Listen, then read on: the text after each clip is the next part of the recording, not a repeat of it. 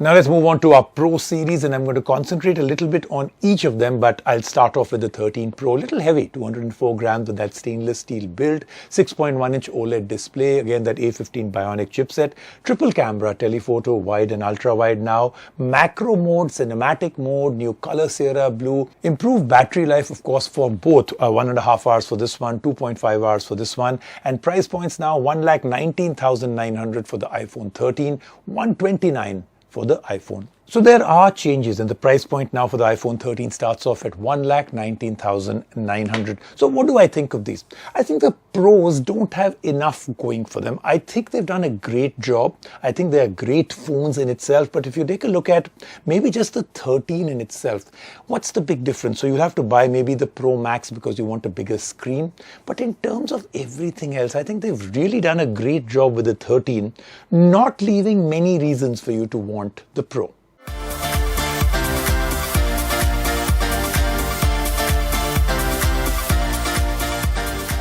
Oh so Pro. That's the tagline that Apple is going for this year's iPhone 13 Pro and iPhone 13 Pro Max. On the face of it, the phone packs a similar design as last year's iPhone 12 Pro and has the usual performance and camera improvements.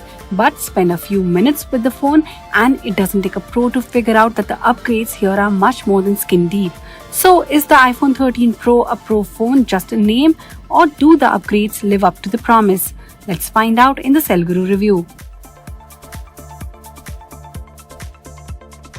You won't be seeing bold changes on the design front. Apple already did that with the iPhone 12. However, that doesn't mean there's nothing new to see. There's the 20% smaller notch on the front display to start with.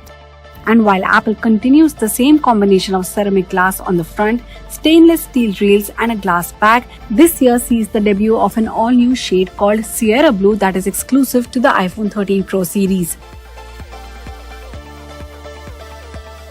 Over at the back, we see the first of many Pro features, and that's the camera module. The 3 sensors sit loud and proud in an enormous camera assembly that occupies a significant portion of the back of the phone.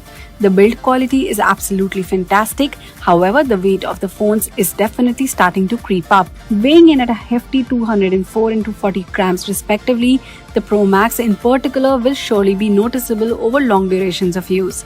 The thicker and heavier design is partly due to the larger batteries being used. Apple claims that users can get between 1.5 to 2.5 hours of extra use over the iPhone 12 Pro and Pro Max.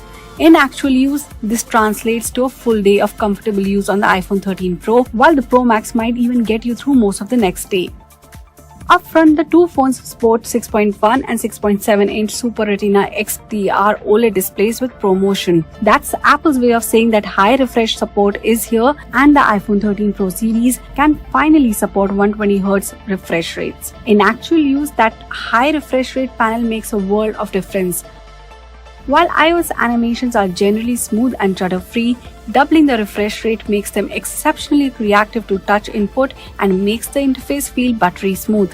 Yes, the screen will automatically scale all the way down to 10 Hz depending on on-screen content to improve battery life. Taking advantage of the high refresh rate panel is a blazing fast A15 Bionic chipset. Performance is optimized to a sheen and you will not notice any stutters or lag anywhere at all. However, this being a Pro model, the phone has one more trick up its sleeve. While both the iPhone 13 series and iPhone 13 Pro series have an A15 Bionic chipset, the Pro models get a 5-core GPU over the 4-core GPU in the iPhone 13. While this doesn't mean much in day-to-day tasks, expect an improvement in GPU-intensive tasks like video encoding or editing. That expectation of professional use extends over to the storage options as well. While the base models start at 128GB, Apple is now offering a 1TB option as well, which will be of interest to avid smartphone photographers. This brings us to the other Pro feature, the cameras. The best camera is the one in your pocket, and with the iPhone 13 Pro series, Apple seems to be convinced about making it as professional use capable as possible. To start with, the sensors have been upgraded across the board. The wide, ultra-wide and telephoto sensors are larger and are now capable of capturing much more light. This in effect leads to a much higher degree of detail in images. While the primary sensor captures color-accurate shots with excellent detail, the jump up is more noticeable in the ultra-wide and telephoto sensors that now offer much better exposure control and better color tones. Users will also appreciate the longer 3x telephoto range. But it's not just the telephoto sensor that will let you get close to your subject. The addition of autofocus capabilities to the ultra-wide sensor has added one more long-awaited feature, macro mode. Once you get close enough to the subject, the iPhone 13 Pro and Pro Max will automatically switch over to macro mode that lets you get up close and personal. We would have preferred a manual toggle for more creative control, and Apple says that it is coming in a forthcoming update. It's not just the photos. The Pro-focused improvements extend to the video capabilities as well. Cinematic mode is, for the most part, portrait mode applied to video. Using computational photography techniques, the Pro and the Pro Max can apply depth of field effects to videos. But it goes beyond that. Apple saves the depth data to the video file itself, and you can change both the amount of bokeh as well as the focus area during and even after filming the scene. It works reasonably well in good lighting and opens up a range of creative possibilities. Also new to the iPhone 13 Pro series is ProRes video support. Designed for professionals, the new video codec will let you extract the maximum detail from videos. This feature, however, isn't available at launch. Never before has Apple made the distinction between the regular iPhone and the Pro models so clear. If the iPhone 12 led 100 million plus sales last year weren't clear enough, Apple expects most users to be perfectly satisfied with the iPhone 13. The iPhone 13 Pro is for users who need more.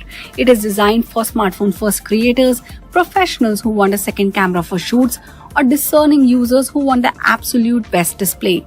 Price starting 1,19,900 rupees for the iPhone 13 Pro and 1,29,900 for the Pro Max. This year's Pro lineup is a sum of all the considerable tweaks that make them the best iPhones yet. While most users will be more than satisfied with the regular iPhone 13, which has many of the same features, if budget is no constraint, the iPhone 13 Pro is without a doubt the phone to get.